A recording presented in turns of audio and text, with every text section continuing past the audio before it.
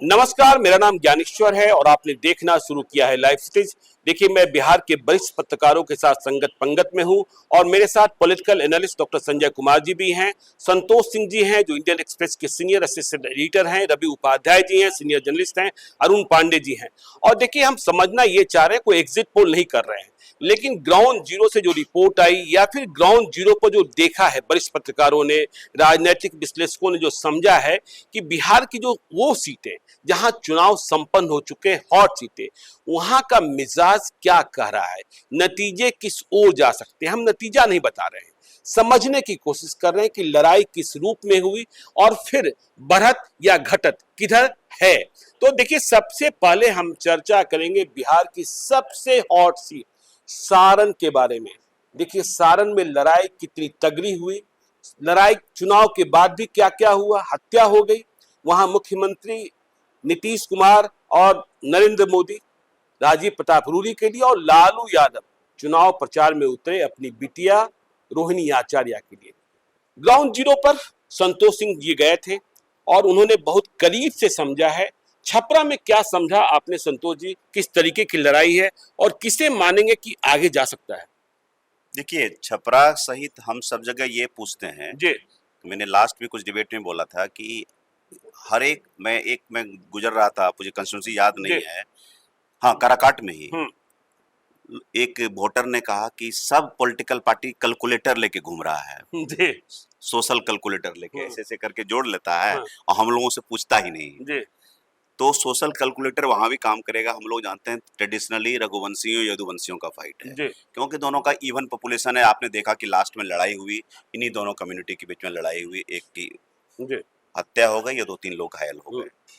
तो मैं ये देखता हूँ कि रोहिणी आचार्य ने उनको इमेज है किडनी देने वाली बेटी का, एक इमोशनल फैक्टर है, लेकिन मुझको लगा ये उन्हीं की जो घोषित कंस्टिट्यूएंसी है उसमें ये बातें ज्यादा हुई। उसमें से उन्हीं में से उसके जो बिलोम जो दूसरे तरफ के लोग हैं वो कह रहे हैं कि किडनी किसको दिया, अपने पिता को दिया ना, दूसरे को नहीं दिया ना। तो इस तरह की बातें हुई, लेकिन मैं लालू जी ने माइक्रो मैनेजमेंट किया, उन्होंने खुल के प्रचार नहीं किया लेकिन वहां जाके रहे। बल्कि ऐसा रहे कि मैं 2 दिन गया तो एक दिन उनका बना प्रोग्राम रोहिणी का कैंसिल हो गया और दूसरे दिन उन्होंने प्रोग्राम ही नहीं बनाया। उसके कारण मुझे सिवान जाना पड़ा क्योंकि मुझे लगा कि दिन वेस्ट ऑफ टाइम हो जाए। कुछ लोगों से बात करके मैं निकल गया। तो मुझको लगता है कि सोशल कम्बिनेशन जो ट्रेडिशनली चलता आ रहा है वहाँ वो करेगा। वो डेवलपमेंट पिच सारे बिहार में, सारण में भी यूथ वाला फैक्टर जो मैं बराबर बोलता रहा हूँ, जो एक जॉब्स को लेकर के बोला है वो ऐड कर रहा है। तो ये घुमा फिरा के आएगा कि ये सोशल कंस्टिट्यूएंसी कितना ब्रेक कर पाए हैं। वहां का कुशवाहा मुझे लगता है, सारण एक अकेली कंस्टिट्यूएंसी मुझे घूमने में लगा, ज्यादा कुशवाहा वोट का बिखराव मुझे नहीं लगा। अच्छा। हाँ जी, ये मुझे एक लगा क्योंकि एक जगह कुछ लोग गए, कुशवाहा नेता भी गए थे तो बोले कि हम लोगों का कौन है, एक प्रखंड अध्यक्ष तक नहीं है हम लोगों का। तो प्रखंड अध्यक्ष तक नहीं बनाएंगे किसी पार्टी का तो हम कैसे सपोर्ट करेंगे। मैं आरजेडी की तरफ इशारा कर रहे थे। तो ये ब्रेक नहीं, तो मुझे लगता है कि उनका MY प्लस ईबीसी का कुछ चंक, कुछ दलित का चंक वो भी अपना जोड़ेगा। तो मैं घुमा फिरा के कहूंगा कि हाई प्रोफाइल होने के बाद it will boil down to caste again. बिल्कुल जी, ये तो ठीक है, लेकिन बढ़त घटत की बात करेंगे तो आप किसे एज देंगे वहां? देखिए, मैं बढ़त मुझको लगता है कि एकदम इस तरह का बैटल है, but if you force me to wall, मुझे लगा कि थोड़ा सा मुझे लगा कि राजीव प्रताप रूडी हल्के से मुझे। चलिए, संतोष सिंह साहब को लग रहा है, संतोष सिंह साहब को लग रहा है कि सारण में राजीव प्रताप रूडी को ही बढ़त है, मतलब जब नतीजे आएंगे तो पीछे छू सकती है रोहिणी आचार्य। अरुण पांडे जी, आपको क्या लगा छपरा में जो आपने समझा, लोगों से जानकारी प्राप्त की? उसमें थोड़ा सा सिर्फ वैल्यूएट करने की जरूरत है। संतोष जी तो कंस्टिट्यूंसी में जो कुछ देखा है उन्होंने बहुत नजदीक से बताया। ये बात सही है कि वहाँ की जो राजनीतिक प्रतिद्वंदता होती है, यदुवंशी और रघुवंशी, किसके तरफ कह रहा हूँ स्पष्ट है, यादव और राजपूत। पिछले 3 चुनाव की बात आप करें, एक चुनाव था जिससे पिछले चुनाव में वोट का अंतर थोड़ा बड़ा अधिक था, हाँ, और तब एक बार लालू प्रसाद हारे वहाँ से, फिर राबड़ी देवी लड़ी तब भी हारी। लालू प्रसाद की तो मेमोरी खत्म, लालू प्रसाद को हराया, राजीव छपरा से नहीं हारे। हाँ, लालू प्रसाद छपरा से मेमोरी समाप्त हो गई थी। मैं ये कर लालू जी वहाँ सांसद रहे और जब वो कन्विक्ट हो गए चारा घोटाले में तो मेमोरी समाप्त हो गई थी, मेमोरी समाप्त हो गई, वही कह रहा हूँ। फिर राबड़ी देवी लड़ी और राबड़ी देवी लड़ी, फिर उनके समधी लड़े चंद्रिका राय, और ये दोनों में पिछले चुनाव में 19 के चुनाव में 14 के चुनाव के तुलना में जीत का अंतर ज़्यादा था जी। समाज तो वही था जहाँ इशारा किया, यदि यदुवंशी रघुवंशी है तो वहाँ बैलेंसिंग वोट भी है। अब वो चाहे परसा की बात करें, कई कंस्टिट्यूंसी की आप चर्चा है। फिर एक नया फैक्टर चंद्रिका राय का भी आ गया। चंद्रिका राय इस बार खुलकर नामांकन के दिन भी साथ रहे और वो एक शुरू से ही उन्होंने ऐलान कर रखा था नेचुरल है तो लालू प्रसाद से संबंधी भले हैं, समधी भले हैं, लेकिन अब संबंध वो नहीं है। एक उसका भी रिफ्लेक्शन था। दारोगा प्रसाद राय बिहार की एक बहुत ही प्रतिष्ठित राजनेता थे, उनकी वो पोती है, यदि इधर से लालू जी के वो बड़े बेटे। लेकिन परिणाम का संकेतक क्या है? यही मैं बता रहा हूँ। तो इस बार की जो लड़ाई हुई है उसमें वोट किसका बढ़ा, यही सवाल है ना। यदि वहाँ अब इस बार ये है कि ठीक है, लालू जी की प्रतिष्ठा दाव पर थी, उनकी छोटी बिटिया वहाँ चुनाव लड़ रही थी। हॉट सीट तो इसीलिए न हो गया कि रोहिणी वहाँ से चुनाव लड़ रहा। रोहिणी की क्या पहचान थी? किडनी लालू जी की बिटिया है, किडनी, तो उसका फैक्टर बता दिया संतोष जी ने। ये सहानुभूति का भाव एक बिल्कुल सराहनीय काम किसी संतान ने किया अपने पिताजी के लिए। लेकिन ये वोट कहाँ इनकैश होगा यदि सहानुभूति होगी? अपने लोग में ज़्यादा था, बाकी तो डिटरमिन वोट है, उसको ट्रेवल करना है उसी रास्ते। तो जो कुछ लड़ाई है, जो इस लड़ाई में फिर आपने देखा कितना चार्ज थी वो कंस्टिट्यूंसी, तो उसका असर हुआ कि वोटिंग के दिन लास्ट जो आधे घंटे बचे थे, एक बूथ पर जिस ढंग से रोहिणी आचार्य को विरोध झेलना पड़ा, मतलब वहाँ नहीं, वो तो सब कुछ हो चुका है, लेकिन आप घटत बढ़त क्या देख रहे हैं? घटत बढ़त में फिर वही मैं सहमत हूँ। आप संतोष जी से सहमत है? राजीव प्रताप रूडी वहाँ एज है। संजय जी देखिए, वो ये जो कहा जा रहा था कि 8-8 कुशवाहा उम्मीदवार बनाए गए हैं महागठबंधन में और बिहार के सारे लोकसभा क्षेत्रों पर उनका प्रभाव, लेकिन जैसा कि इन्होंने बताया कि वो प्रभाव छपरा में नहीं दिखा। तो जो माई से माइक तक पहुंचने की बात थी कि भाई अंबाई के साथ क भी जुड़ जाएगा, कुशवाहा भी, वो छपरा में नहीं दिखा। और दूसरी चीज की जो अति पिछड़ा, जो 36% की बात हम लोग कर रहे हैं, अति पिछड़ा वोट नरेंद्र मोदी के साथ खड़ा रहा। क्योंकि जो वेलफेयर स्कीम्स है, मेरी भी उन लोगों से बात हुई, उन्होंने कहा कि जो वेलफेयर के स्कीम्स आए हैं, चाहे वो अनाज का मामला हो, शौचालय का मामला हो, उज्ज्वला गैस का मामला हो, उसका प्रभाव उनके मन मस्तिष्क पर है। तो ठीक है, लालू प्रसाद जी तो एक रिकॉग्नाइज्ड फेस हैं, उनकी बेटी ही लड़ रही थी, सिंपैथी वोट लेने की भी बात की गई, लेकिन अति पिछड़ा जो वोट थे वो कहीं ना कहीं से मोदी मैजिक से प्रभावित था। और छपरा में अति पिछड़ा वोट को ही मैं मानता हूँ कि वही डिसाइडिंग फैक्टर। वैसे वो बहुत वोकल लोग नहीं होते हैं, बड़े साइलेंट वोटिंग, चुप्पा वोटर। और एक और चीज कि महिला मतदाताओं ने जो वहाँ वोट किया, तो जब कुछ लोगों से कुरेद करके पूछा गया कि भाई आप किसके पक्ष में हैं, मत बताइए कि आप चाहते हैं रोहिणी को या राजीव प्रताप रूडी को, तो उनके मुंह से निकल रहा था विकास निकल रहा था। तो अगर वो विकास निकल रहा तब तो नरेंद्र मोदी की तरफ, तो इशारा नरेंद्र मोदी की तरफ कहीं ना कहीं से लग रहा था। तो लेकिन इसके बाद भी मैं कहूंगा कि छपरा की लड़ाई बड़ा close fight, neck to neck fight है। हम ये नहीं कह सकते हैं कि जिस तरह से 14 के परिणाम आए, 19 के परिणाम आए, इतना बड़ा अंतर से कोई परिणाम देने जा रहे हैं। अगर जीत और हार का फासला भी होगा तो मैं समझता हूं कि 30 से 40 हजार का, 30 से 40 हजार। एज किसको? एज में हमको तो अभी तक लग रहे हैं कि रूडी जी एज में है, क्योंकि अति पिछड़ा का जो एक आया आपको भी लगा राजीव प्रताप रूडी एज में है। रवि उपाध्याय जी, देखिए छपरा के बारे में क्या खबर है? कहा जा, देखिए ये लोग कह रहे हैं कि भाई वहां कुशवाहा ने मत नहीं किया जिस तरीके से दूसरे लोकसभा क्षेत्रों में, लेकिन कुछ लोग यह कह रहे हैं कि वहां भूमियारों ने कुछ मत कर दिया है, क्योंकि पड़ोस में आकाश कुमार सिंह, अखिलेश सिंह के बेटे चुनाव लड़ रहे थे महाराजगंज में। आपकी जानकारी क्या है? एकदम ठीक बोल रहे हैं जी। अखिलेश सिंह और राजीव प्रताप रूडी में कैसा बेहतर संबंध है, यह सब पब्लिक में सब लोग जानता है। तो वही जो आप कह रहे हैं, महाराजगंज से उनके पुत्र लड़ रहे थे आकाश सिंह, तो उसका वोट जो है सो भूमिहार समाज का वोट पड़ा है इस बार राजीव प्रताप। नहीं, भूमिहार समाज का वोट रोहिणी आचार्य को पड़ गया, ऐसी बातें आ रही थी खबर। ज्ञानेश्वर जी उनको भी पड़ा है में, और उसमें भी अच्छा संबंध है। अब उसको हम लोग जब ईवीएम खुलेगा तब पता चलेगा क्या हुआ। लेकिन रोहिणी को तो अब देखिए, रोहिणी तो उनका कॉम्बो ही है, बिल्कुल, तो वो उसमें इधर उधर नहीं, लेकिन इनके साथ भी अच्छा संबंध है। तो उधर भी वोट पड़ा है। लेकिन सबसे बड़ी बात एक बात और है, वहाँ विकास वर्सेस रोजगार की लड़ाई जो आप देखिएगा छपरा में, विकास वर्सेस रोजगार, तो विकास वहाँ पर कहीं न कहीं नरेंद्र मोदी के नाम पर वोट चढ़ता हुआ दिखाई पड़ा। लेकिन लालू यादव ने भी रेल कारखाना लगवाया था वहाँ। लालू का तो नाम से रेल कारखाना के नाम से जाना ही जाता है। हम लोग उधर से लौट रहे थे तो समरीन भी साथ में हम लोग थी, तो वहाँ हम लोग रुक करके रात में चाय भी पिए थे। वहाँ रेल कारखाना के पास आपको सब जगह दुकान बंद मिला, लेकिन वहाँ पर दुकान हम लोगों को चाय दुकान रात में समय 12 बजे 1 बज रहा था, हम लोग चाय। तो आपने क्या पाया छपरा में, किसको एज देंगे आप? नहीं, देखिए एज निश्चित रूप से राजीव प्रताप रूडी की ओर पलड़ा भारी दिखाई पड़ता। राजीव प्रताप रूडी को चलिए देखिए, अब छपरा से आगे चलते हैं पूर्णिया। देखिए बहुत ही हॉट सीट, और यहाँ तेजस्वी यादव की भी प्रतिष्ठा दांव पर लगी थी। कोई जीत जाए, पप्पू यादव न जीते। पप्पू यादव को पहले टिकट नहीं दिया गया, पप्पू यादव निर्दलीय मैदान में आ गए, और इसके बाद वह बयान भी वायरल हो गया कि यदि आप हमारे उम्मीदवार को वोट नहीं दे सकते हो तो उधर ही दे दो। इसके बाद क्या क्या हुआ, वहां खींचतान हुई, मारपीट हुई, जिंदाबाद हुआ, मुर्दाबाद हुआ, और लड़ाई ट्रायंगुलर। संतोष जी, आप पूर्णिया भी गए थे, चुनाव के दिन भी आपने समझा था, वहां पप्पू यादव, संतोष कुशवाहा, बीमा भारती, क्या समझा आपने? और जिस दिन चुनाव हो रहा था, देश भर में 3 ही लोकसभा क्षेत्रों की चर्चा हो रही थी, एक पूर्णिया, दूसरा बाड़मेर और तीसरा वायनाड।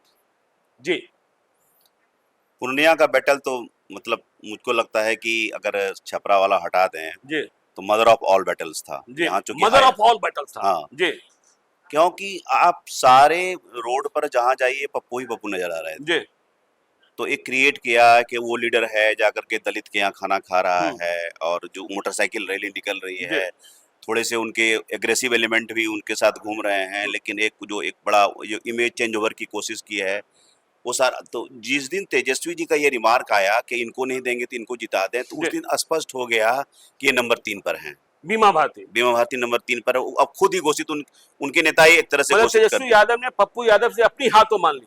हाँ, ये नहीं कह सकता हूँ, ये आपके शब्द हैं, लेकिन वो उन्होंने ये कंसीड कर दिया कि यहाँ हम रेस में नहीं है, हमारी पार्टी रेस में आरजेडी रेस में नहीं है, आरजेडी रेस में नहीं है। और पप्पू जी को, जो लालू प्रसाद की कंस्टिट्यूएंसी, उनको जो लग रहा है कि ये जिता सकता है हमको, एमओआई जिसको हम लोग बोलते हैं, उनको लगा कि ये जिता सकता है, तो उसका मुझे लगता है कि मेजर चंक, ये हम क्वांटिफाई नहीं कर सकते, मेरे पास नंबर नहीं है, लेकिन मेजर चंक इनके पास आ गया पप्पू यादव। तो पप्पू यादव में इसमें और क्या जोड़ा, सारा शोर हुआ, सारा मीडिया ने उनके बारे में छापा, क्योंकि और कहीं खबर दिख ही नहीं रही थी।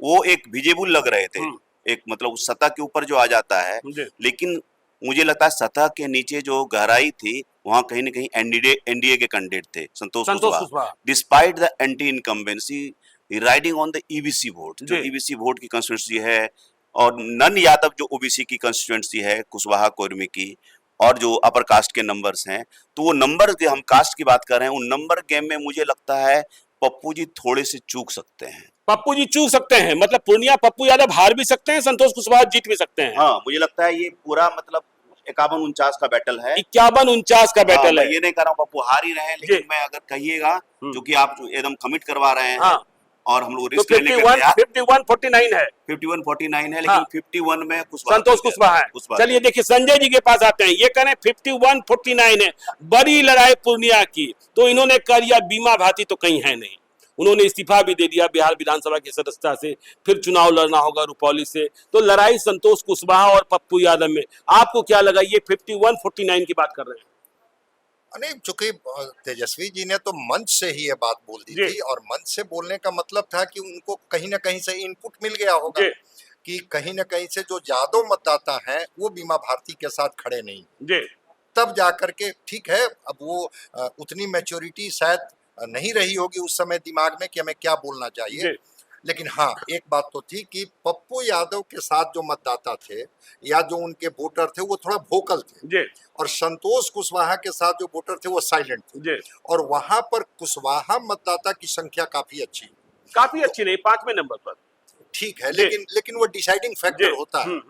और कहा जाता है कि जो वहां पर जो सवर्ण मतदाता है पूर्णिया में, उनको भी संतोष कुशवाहा जाकर के समझाने मनाने की कोशिश की है। लेसी सिंह ने भी प्रयास किया था कि भाई आप मान जाइए। पप्पू सिंह के यहाँ भी वो गए थे, पप्पू सिंह के तीनों पहुंचे थे, तो एक आग्रह उन्होंने किया था, लेकिन पप्पू यादव के साथ भी सवर्ण मतदाता वहां खड़े रहे। जब उन्होंने कहा कि मैं पूर्णिया का बेटा हूँ, हम तो आप ही के बीच में लड़ेंगे, जिएंगे, जो करना है आपको तय करना है, दुनिया छोड़ देंगे, पूर्णिया नहीं छोड़ेंगे, दुनिया छोड़ देंगे, पूर्णिया इसकी बात का असर वहां है जी। और इस बात का असर है कि क्यों न पूर्णिया में एक प्रयोग किया जाए जी। तो पप्पू यादव को एक एज तो है वहां पर, लेकिन फिर जाकर के चीजें ठहर जाती हैं चुप्पा वोटर पर, जो ईबीसी वोटर है, जिस ईबीसी के बारे में कहा जाता है कि बीमा भारती को भी ईबीसी वालों ने वोट किया है, जो प्रयोग आरजेडी ने किया था वहां कि ईबीसी के साथ हमारा माई समीकरण भी जब जुड़ेगा तो बीमा भारती चुनाव निकाल लेगी, लेकिन ईबीसी वोटर वहां फ्रैक्चर्ड हो गया और उस फ्रैक्चर्ड वोटर में लगता नहीं है कि वो मेजर चंक जो है वो मिल पाया है पप्पू यादव को। तो अगर मेजर चंक संतोष कुशवाहा जी को मिल गया होगा, लेकिन वहां भी मैं कह रहा हूं कि जीत और हार का अंतर मैं तो पूर्णिया में मानता हूं। नहीं, ये 51-49 कर रहे हैं, आप क्या कर रहे हैं? मैं तो कहूंगा कि उससे भी थोड़ा और कम करके पॉइंट में आ जाए। अच्छा, पॉइंट में आ जाइए। पॉइंट में आ जाइए जी। चूंकि पप्पू यादव को भी कई फैक्टर का एज वहां मिलते हुए हमें दिख रहा है और संतोष कुशवाहा उस तरह से जो इमोशनल जो अटैच नहीं कर पाए थे लोगों के साथ पूर्णिया में, जो मेरी खबर है कि इमोशनली जितना पप्पू यादव अटैच थे, और चाहे वो महिलाएं हों, पुरुष हों, नौजवान हों, सब इनके साथ खड़ा था और वहां पर जाति की दीवार टूटती हुई हमको दिखी। अगर बिहार के लोकसभा में इस बार जातीय दीवार टूटती हुई दिखी, अगड़ा, पिछड़ा, अति पिछड़ा, दलित, वो पूर्णिया में हमें दिखा। उसमें थोड़ा हमें तो पप्पू यादव को ही एज मिलते हुए। चलिए, तो आपको पप्पू यादव को एज मिलते दिखाई पड़ रहा है। चलिए अरुण पांडे जी के पास आते हैं, आपका अनुभव क्या कहता है, आपकी जानकारी क्या कहती है? अब देखिए यहाँ कन्फ्लिक्ट हो गया, संतोष जी कह रहे हैं 51-49 और संजय जी कह रहे हैं पप्पू यादव को एज, आप क्या समझते हैं? देखिए, चुनाव के बाद जी लालू जी के बहुत इर्द गिर्द रहने वाले एक पार्टी के वरिष्ठ नेता से मेरी बात हुई जी और उन्होंने कहा कि हमारी पार्टी का जो कैंडिडेट तो तेजस्वी जी ने पहले ही उसको आउट ऑफ रेस कर दिया, चुनाव के पहले हार मान ली और वो थर्ड हो गई, उसमें अब तिकोनी लड़ाई वहाँ रही नहीं। अब लड़ाई वहाँ थी पप्पू यादव में और संतोष कुशवाहा में, और फिर लोगों का जो पॉलिटिकल समझ वाले लोग मानता है कि वो ऐसी सीट थी जहां लालू यादव का पेच न रहता तो वो सीट एनडीए के हाथ से इस बार निकलना तय था। वो एक सीट पहले से कोई तय मानिए तो जो आज जहानाबाद या कोई सीट की बात करते हैं, तो पप्पू यादव के कैंडिडेचर के बाद वो सीट इंडिया के हाथ से छीननी थी। अब पप्पू यादव के साथ जो लालू जी का खेल हुआ, कांग्रेस असहाय बनी, वो एक अलग स्थिति है। तो लड़ाई तो वहाँ संतोष कुशवाहा और पप्पू यादव में हुई और संतोष कुशवाहा के प्रति इतना हाई एंटी कमेंसी थी कि वो जो लोग बता रहे थे, अब उसमें जो निराशा का भाव था, कितना भी प्रयास किया गया होगा तो अब समझा जा सकता है जिसके प्रति सभी समाज के लोग, क्या अगड़े क्या पिछड़े अति पिछड़े, सब में था। मैं मानता हूँ वहाँ की आज की तारीख में पप्पू यादव का अपर हैंड है और अब रिजल्ट चाहे जो। चलिए 2-1 हो गया। देखिए यहाँ जो हम लोग बैठे हैं संगत पंगत में, संजय जी और अरुण पांडे जी कह रहे हैं कि नहीं पप्पू यादव, संतोष जी ने कहा 51-49, रवि उपाध्याय जी अब आप किधर हैं? नहीं, देखिए हम एक बात एक लाइन में कहेंगे केशवर जी, जब निर्दलीय कोई प्रत्याशी होता है तो उसके लिए जनता लड़ती है तो इस बार पप्पू के लिए वहां की जनता को हम देखे पप्पू यादव के साथ, क्योंकि उसके साथ में न कोई झंडा है न डंडा, जो आप कहते हैं बराबर डंडा बंदा, हाँ डंडा बंदा नहीं, तो उसके लिए जनता झंडा बंदा हो जाए। तो वो पप्पू यादव के साथ, और हम लोग जो संतोष जी या संजय जी या अरुण जी जो बात कर रहे हैं कि 49 है उससे भी कम कर दीजिए या उससे भी ज्यादा कर दीजिए, तो आज पप्पू यादव निर्दलीय लड़ते हुए भी देखिए कहाँ पर fight, neck to neck fight, और पलड़ा भारी और इधर की बात हो रही है, तो निश्चित रूप से पप्पू यादव का विन विन सिचुएशन वहां पर है। अब क्या होगा ये तो ईवीएम में कैद है, लेकिन हमको लग तो यही। चलिए रवि उपाध्याय जी भी कह रहे हैं Pappu Yadav win win situation में। अब चलते हैं देखिए तीसरी हॉट सीट, वहां भी निर्दलीय हीना साहब सिवान की चर्चा करेंगे। शहाबुद्दीन की पत्नी हीना साहब, आरजेडी ने न्योता दिया नहीं दिया, लेकिन यह सच है कि हीना साहब ने आरजेडी का प्रत्याशी बनना कबूल नहीं किया। और यहाँ लड़ाई किससे लड़ाई हो रही है? देखिए यहाँ जेडीयू ने भी अपने सांसद कविता सिंह को बेटिकट किया और चुनाव लड़ाया रमेश सिंह कुशवाहा की पत्नी मंजू देवी कुशवाहा को, विजय लक्ष्मी देवी कुशवाहा को। और उनके बारे में भी चर्चा होती रही कि नक्सली पृष्ठभूमि है, एक 47 वाला परिवार है, दूसरा नक्सलाइट वाला परिवार है। और यहाँ अवध बिहारी चौधरी आ गए, बिहार विधानसभा के पूर्व अध्यक्ष। चुनाव के दिन यह भी खबर आई कि जब आरजेडी ने यह महसूस किया कि हम पीछे जा रहे हैं तो हिना साहब को हराना है तो वोट किसी और को दे दो, तो यहाँ भी बहुत खेला हुआ। संतोष जी, सिवान तो हमेशा ही चर्चा में रहता है, सिवान में क्या महसूस किया? पप्पू यादव के बारे में तो आपने कह दिया, यहाँ सिवान में हिना साहब। देखिए, मुझको लगा कि एक्स फैक्टर है हिना साहब, एक्स फैक्टर हिना साहब, तो हिना साहब को ट्रैक करना चाहिए। तो मैंने उनको सिसवन में पकड़ा, दरौंदा गया, तो मैं सब जाते ही एक इंटरेस्टिंग बात देखा कि अजय सिंह के परिवार के लोग, जी, उनके भाई, नाम ने बताओ, उनके भाई विजय सिंह तो साथ में थे। हाँ, विजय, आपने नाम स्पष्ट कर ही दिया, तो विजय सिंह घूम रहे थे उनके साथ में। तो वो पूरी राजपूत डोमिनेटेड कंस्टिट्यूएंसी में उनका पूरा दिन का प्रोग्राम था, कहीं खाना भी था, छोटे छोटे स्पीच भी दे रहे थे। तो और ऐसा नहीं कि सिर्फ अपर कास्ट पॉकेट में जा रहे थे, जो गांव मिल रहे थे वहां भी जा रहे थे, वो ईबीसी का गांव हो या दलित का गांव हो। तो मुझको लगा कि एक जो कविता सिंह को जो टिकट नहीं दिया, तो एक सेंस ऑफ बिट्रेयल जो था, खास करके अपर कास्ट राजपूत में, तो उनको लगा कि आरजेडी को तो हम दे नहीं सकते हैं। और ये बहुत पुराना जो हिस्ट्री के हिसाब से जाए कि कैसे लेफ्ट के अगेंस्ट के फाइट में कैसे इनको खड़ा किया गया था शहाबुद्दीन, तो उस लिगेसी को याद कराते हुए उनको लगा कि भाई हम हिना साहब का साथ देना चाहिए, 3 बार से लड़ रही है, नहीं जीत पा रही है। तो वहाँ का समीकरण मुझे ये ब्रॉडली मैं देखा हूँ तो जनता है एमवाई का क्रैक हो गया। वो तो पहले से भी वाई तो वहाँ का हमेशा टूटा रहता था, शहाबुद्दीन के टाइम से भी टूटा रहता था, तो एम का क्रैक हो गया। और इधर ये एनडीए की कंस्टिट्यूएंसी में बड़ी सेंधमारी करते हुए मुझे दिख रहे हैं हिना साहब। मुझे यहाँ अवध बिहारी चौधरी नंबर 3 पर लगे, अब जो हो रिजल्ट बिल्कुल मुझे लगे, तो मुझे लगा कि यहाँ टक्कर हिना साहब और विजय लक्ष्मी के बीच, हिना साहब और विजय लक्ष्मी के बीच में है। अब फिर यहाँ ये होगा कि अब देखिए ऊपर में मुझे लगता है कि ये इट इज बिटवीन हिना साहब एंड विजय लक्ष्मी। अच्छा। लेकिन वही होता है कि अब फिर ये साइलेंट वोटर बात करेंगे, एनडीए की कंस्टिट्यूएंसी की बात करेंगे, ओमेन कंस्टिट्यूएंसी की बात करेंगे, और ये मत भूलिए कि जो ओमेन की ज्यादा संख्या आ रही है वो ज्यादा उसमें से मोदी जी के सपोर्टर्स हैं। वेलफेयरिज्म काफी चला है, खास करके राशन स्कीम, दलितों में, महिलाओं में। आप सीधा पूछिए, वो कोई डिबेट नहीं करते हैं, आप उनको पूछिए कि मुद्दे क्या है तो बोलता है। लेकिन रमेश सिंह कुशवाहा की पृष्ठभूमि ने भी उन्हें नुकसान पहुंचाया, पृष्ठभूमि में नुकसान पहुंचाया, एक इमेज टैग कर रहे हैं, भले ही वो जेडीयू में रहे या फिर रालोसपा में चले गए, तो वो उनका वो नहीं हुआ।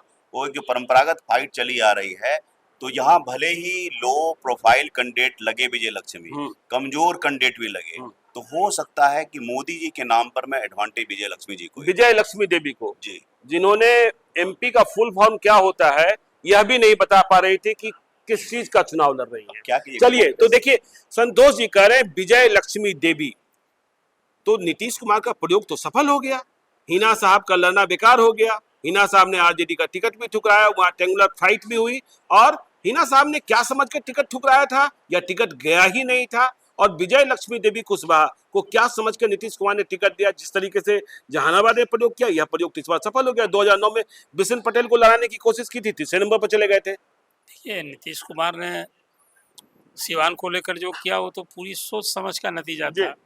उन्होंने भी एक सामाजिक समीकरण साधने की कोशिश की। एक राजपूत जाति से पहली बार कविता जीती थी वहाँ, और उसको डिनाई करके और वहाँ जो प्रयोग किया आपके सामने है। इस बार हिना साहब क्यों नहीं ले रही राजद से, ये सबसे बड़ा सवाल यही था। और उसके पीछे का जो ध्येय उद्देश्य है वो यदि समझेंगे तो वो है कि हिना साहब को ये दिखा कि राजद से तो नाता तोड़ लिया। सबसे अंतिम वो सीट थी जो कैंडिडेचर का घोषणा मेरी पूरी जानकारी के आधार पर तेजस्वी ने अवध बिहारी चौधरी से यहाँ मिल कर गए। मेरी बात हुई थी उस दिन अवध बिहारी चौधरी से, और कहा, नेता ने कहा कि जाइए आप तैयारी कीजिए। और ये हिना साहब के लिए बीजेपी राजद इंतजार करता रहा। एक बार वो अपने यदि वो चाहे तो उनको कैंडिडेट बनाने के लिए वो लास्ट एफर्ट अटेम्प्ट था, लेकिन उधर से कोई मुखातिब ने कही एक तरह से हिना साहब ने इस बार राजद से पहले ही नाता तोड़ लिया था। इसलिए उम्मीद भी कहीं से थी कि कहीं यस हो जाए। कुछ लोग थे समझाने वाले। देखिए, वहाँ पूरे सारण प्रमंडल में जो राजनीति को समझते हैं या उस इलाके में, तो सबका था कि लालू प्रसाद का छपरा, सिवान, गोपालगंज में कहीं न कहीं जो उनके शासन काल में जो प्रभुत्व रहा है उसको यदि तोड़ना है आने वाले विधानसभा चुनाव में, तो हिना साहब एक ऐसी पात्र होंगी, इसको हम लोग यदि संबल देंगे। मतलब हिना साहब 2025 देख रही हैं? बिल्कुल, वो देख रही हैं। उनके माध्यम से जो तेजस्वी की राजनीति आने दिन में संभालने वाली है, तो सारण में जो कई जिलों के अच्छे नेताओं से मेरी बात हुई तो कहा कि हिना साहब के प्रति जो ताकत वही थी। और हिना साहब कॉन्स्टिट्यूंसी में घूम कर कहा करती थी कि पिछले बार तो चुनाव में मैं राजद की कैंडिडेट थी, कई गांव में मैं गई तो वहाँ लोग कहे कि भाई कैंडिडेट तो आप अच्छे हैं, पार्टी बुरी है। तो मतलब स्पष्ट था कि जो शहाबुद्दीन ने वहाँ माले के खिलाफ जो एक मोर्चा लिया था, अपर कास्ट के लिए हित चिंतक थे, बाद में फिर रॉबिन हुड बने, बाद में फिर कैसी ताकत बने कि कुख्यात बने, हाँ सब कुछ हुए। हिना साहब ने उस पास्ट को भुला दिया, नहीं उसको भंजाने की भरसक कोशिश की कि जो उनके हस्बैंड ने किसानों के लिए किया जी। वही कारण था कि इस बार, और उनका अपना मुस्लिम वोट ठीक ही कहा संतोष जी ने कि हम भाई तो वहाँ पहले ही दरक गया। तो हिना साहब का खुद और यंगस्टर तो अभी भी उसमें जोश खरोश आसपास आप देखा। तो आपको क्या लगा वहाँ हिना साहब और लड़ाई है, वहाँ दोनों में कंटेस्ट की लड़ाई है। और हिना साहब के जीत की संभावना जो आपने कई सवाल कर दिया क्यों लड़ी, वो यही उम्मीद से लड़ी और मुझे लगता है कि वहाँ उनके जीतने से आप इनकार नहीं कर सकते। चलिए अरुण पांडे जी कह रहे हैं कि देखिए सिवान में हिना साहब चुनाव जीत सकती हैं और संतोष सिंह जी ने कहा कि विजय लक्ष्मी देवी कुशवाहा को एज मिलता हुआ दिखाई पड़ रहा है, मामूली एज ही है। तो संजय जी से समझते हैं, जोर गणित बहुत करते हैं संजय जी, सिवान को किस रूप में आपने डिकोड किया संजय जी? देखिए हिना साहब के 2-3 चीजों को आप देखेंगे।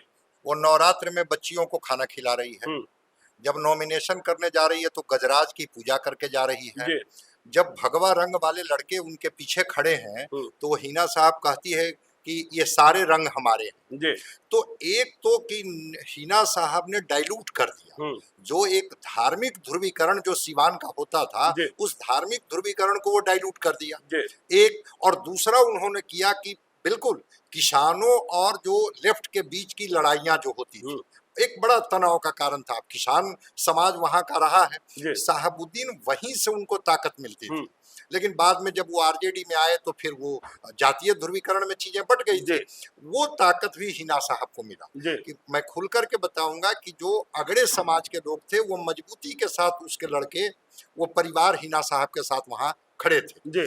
तो हिना साहब के साथ मुस्लिम मतदाता तो थे ही, क्योंकि शहाबुद्दीन जी ने जो लिगेसी एक अपना कायम किया उसका प्रभाव है सिवान पर है। अगड़ा समाज भी पूरी तरह से इनके साथ इंटैक्ट हो गया, और खास करके दलित में भी वो जाकर के कहती है कि हम आपके साथ खड़े रहेंगे, चूंकि हमको आप ताकत दीजिए। तो जो संतोष जी ने पूर्णिया का जो बताया था 51-49, मैं यहाँ के लिए 51-49 को रिपीट करूंगा। तो 51 किसके तरफ? 51 है ये विजय लक्ष्मी कुशवाहा की तरफ, और 49 में हिना साहब है। चलिए अति पिछड़ा जो है संजय जी ने फंसा दिया। रवि उपाध्याय जी, आप तो सिवान गए थे और आपने हमें कुछ और भी बताया था, तो आपको क्या लग रहा है? देखिए संतोष सिंह साहब कह रहे हैं कि नहीं विजय लक्ष्मी देवी कुशवाहा, अरुण पांडे जी ने कह दिया कि हिना साहब, और संजय जी ने कहा 51-49। रवि उपाध्याय जी देखिए निश्चित रूप से वहाँ जो लड़ाई हम देख पा रहे हैं और समझे वहाँ पर, तो यादव वोट तो जैसा दरका, वो तो उसके कई सारे यादव तो वहाँ जीवन यादव भी एक निर्दलीय खड़े थे और वो दबंग भी है, उनकी छवि भी है, आप पता कर लीजिएगा।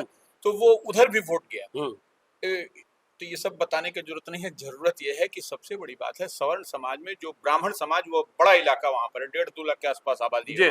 हम उस गांव में गए थे, वहाँ हम जो बात किए तो वहाँ पर पहला ही सवाल, एक ही सवाल था ज्ञानेश्वर, जिससे आप लोग सब लोग समझ जाएंगे कि जब उस समय आप यहाँ पर जहाँ पर आप खड़ा है वहाँ आ सकते थे क्या? पत्रकार है, आप नहीं आ सकते थे बगैर इजाजत के। तो यह एक बड़ी बात है, समझा जा सकता था कि क्या वह मैसेज पास करना चाहता है। जैसे 3 टांग वाला बात संतोष जी कर रहे थे ना, कुर्सी का काराकाट में, तो वही बात, इतने से ही सब बात। तो वहाँ पर निश्चित रूप से विजय लक्ष्मी का एज है, पलड़ा भारी दिखाई। चलिए रवि उपाध्याय जी कह रहे हैं विजय लक्ष्मी देवी को एज प्राप्त जी, नहीं।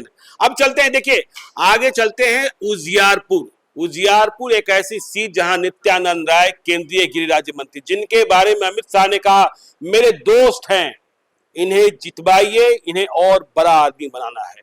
और यहां तेजस्वी यादव ने आलोक मेहता को उतारा। तो यहां सीधा डायरेक्ट कॉन्फ्लिक्ट, मतलब जिस जाति का वोट सबसे ज्यादा लालू यादव के पास, उनका उम्मीदवार यहां नहीं था। यहां जिस जाति को दरकने की कोशिश की तेजस्वी यादव ने, आलोक मेहता थे। और लालू यादव के वोटरों के सहारे उधर बीजेपी से नित्यानंद राय जीतते भी रहे हैं। संतोष जी, क्या समझा आपने उजियारपुर में? देखिए, उजियारपुर में मैं 2 दिन रहा जी, क्योंकि दोनों 2 कंस्टिट्यूंसी समस्तीपुर उजियारपुर एडजेसेंट है, दोनों कवर करना आसान था। एक दिन संभवी का कैंपेन ट्रेल किया और एक दिन मैं सोचा कि सिर्फ मैं कुशवाहा बेल्ट जाऊंगा, तो मैं सराय रंजन का और उजियारपुर का मैं कोशिश किया कि रेंडमली जाऊं, ऐसा नहीं किसी को बता कि कुशवाहा टोल किधर है, और टोल बोलते हैं गांव को।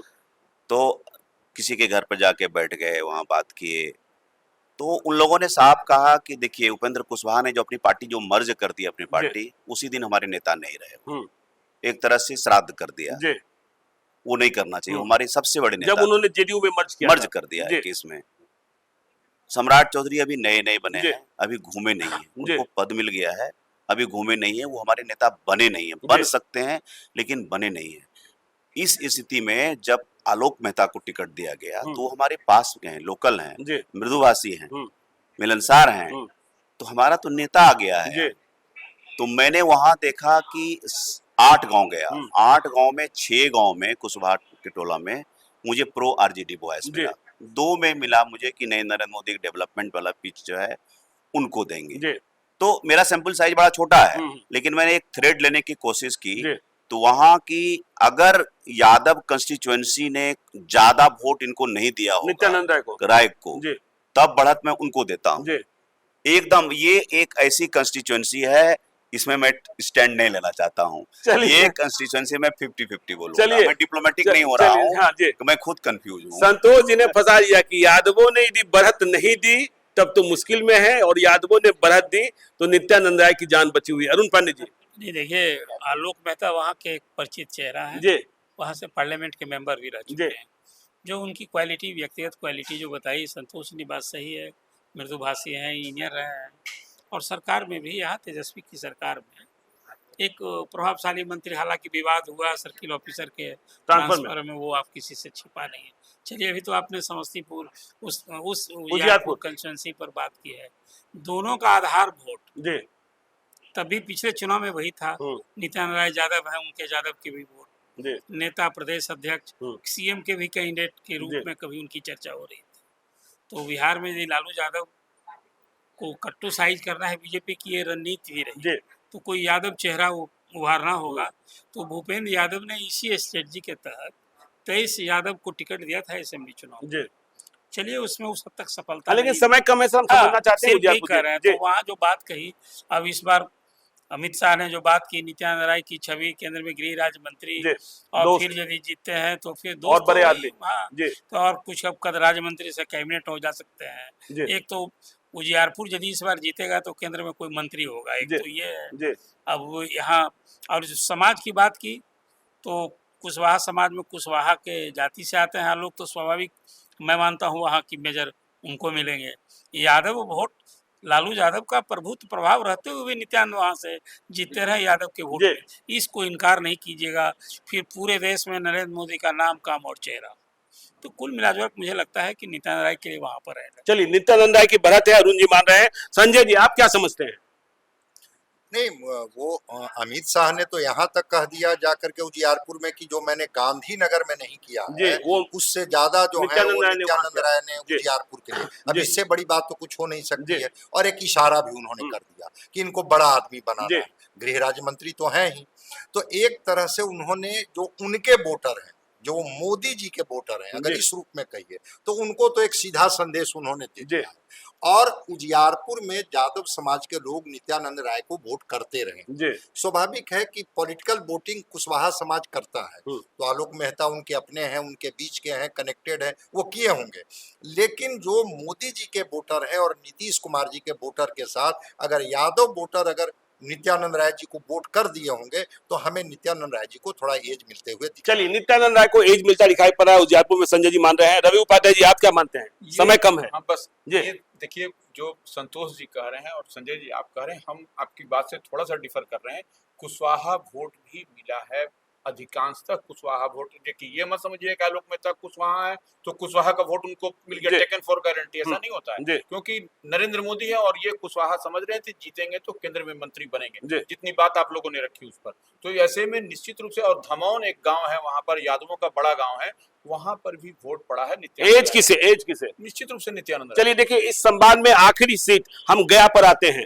अरुण पांडे जी आपके पास आते हैं। जीतन राम मांझी बिहार के पूर्व मुख्यमंत्री, और उनके सामने खड़ा किया गया कुमार सर्वजीत पासवान को। यहाँ क्या हुआ, बहुत संक्षेप में बता दीजिए। एज किसे है? गया की सीट से तो कभी जीतन राम मांझी हारे हुए सिपाही है। हाँ, पहले तो हारे ही है, बाद में मुख्यमंत्री की कुर्सी मिल गई। ये बहुत कम लोगों को सुलभ होता है। अब चलिए, इस बार एनडीए के कैंडिडेट थे, लेकिन कुमार सर्वजीत से कोई बेहतर कैंडिडेट वहां नहीं हो सकता था। वहां तो चिराग के लिए लिटमस टेस्ट था। चिराग के लिए लिटमस टेस्ट, बिल्कुल। जो उनके स्वजातीय वोट उसी समाज से आते हैं, कुमार सर्वजीत। और वहां ये चर्चा वोटिंग के दिन रही कि एनडीए का तो जो अपनी जगह है, खासकर गया शहर स्ट्रॉन्ग सीट मानी जाती है, असेंबली सीट। तो वहाँ तो दिखा कि वहाँ पर हैंड है एनडीए का मांझी को। लेकिन टोटलिटी में यदि आप बात करेंगे तो उसमें जो लालू प्रसाद का वोट है। देखिए, ये बड़ी भविष्यवाणी करें अरुण पांडे जी। संजय जी आपके पास आते हैं, आप उसी इलाके से आते हैं, बहुत संक्षेप में बताएं वहाँ क्या स्थिति? नहीं, मांझी जी को पासवान वोट भी मिला है और कुमार सर्वजीत की स्वीकारिता है। हालांकि उनके पिताजी ने मांझी जी को हराया था, लेकिन ऑन दी होल, चूंकि ग्रामीण क्षेत्रों में भी मैं गया था, संयोग है कि वो लोकसभा में मैं गया था, तो वहां के लोगों का जो मन मिजाज मैंने पढ़ा, उसमें लगा कि मांझी जी के प्रति ये लोग प्रो हैं, चूंकि वो एनडीए के कैंडिडेट हैं। इसको लेकर के माई समीकरण तो है ही और पासवान वोटर है ही, लेकिन उसके बाद भी मांझी जी को हमको एज मिलते हुए। चलिए, गया में मांझी जी को एज मिल रहा है, संजय जी कह रहे हैं। संतोष जी आप क्या कह रहे हैं? दो तरह के विश्लेषण आ गए जी। यहाँ का सामाजिक समीकरण मुझको समझ में नहीं आया जी, समझ में ही नहीं आया कि कितना घटेगा कितना बढ़ेगा जी। और मांझी जी अभी जीते नहीं हैं अभी तक में जी, तो मुझे थोड़ा सा कॉन्फिडेंस उनमें कम लग रहा है जी। पता नहीं, यहाँ का रिजल्ट कुछ भी हो सकता है। यहाँ का रिजल्ट कुछ भी हो सकता है। रवि उपाध्याय जी? नहीं, देखिए, गया सीट पर निश्चित रूप से जितना एनडीए के वहां पर जो प्रेम कुमार वहां के लंबे समय से जीते मंत्री हैं लंबे समय से जीते हैं, और शहरी इलाका, भारतीय जनता पार्टी के प्रभाव वाला इलाका, हर जगह आपको कम और बेश दिखाई पड़ेगा ज्ञानेश्वर जी। तो ऐसे में निश्चित रूप से वहां पर जो संजय जी ने कहा कि पासवान समाज का वोट पड़ा है। देखिए, ऐसा नहीं है कि वो पासवान समाज से कुमार सर्वजीत हैं तो उनको मिला। उनके बाबूजी की, उनके पिताजी भी रहे दबंग, उनकी छवि रही, अच्छा छवि रही। रामविलास पासवान की पार्टी से हमको याद है कि उस समय उनके पिताजी थे, तो वो।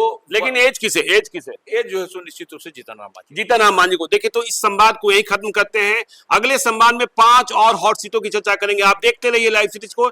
यदि अब तक आपने हमारे यूट्यूब चैनल लाइव सिटीज को सब्सक्राइब नहीं किया है तो जरूर कर लीजिएगा, और यदि इस वीडियो को आप फेसबुक पेज के माध्यम से पेज को लाइक कीजिएगा, ट्विटर पर भी हमें फॉलो कीजिए। धन्यवाद।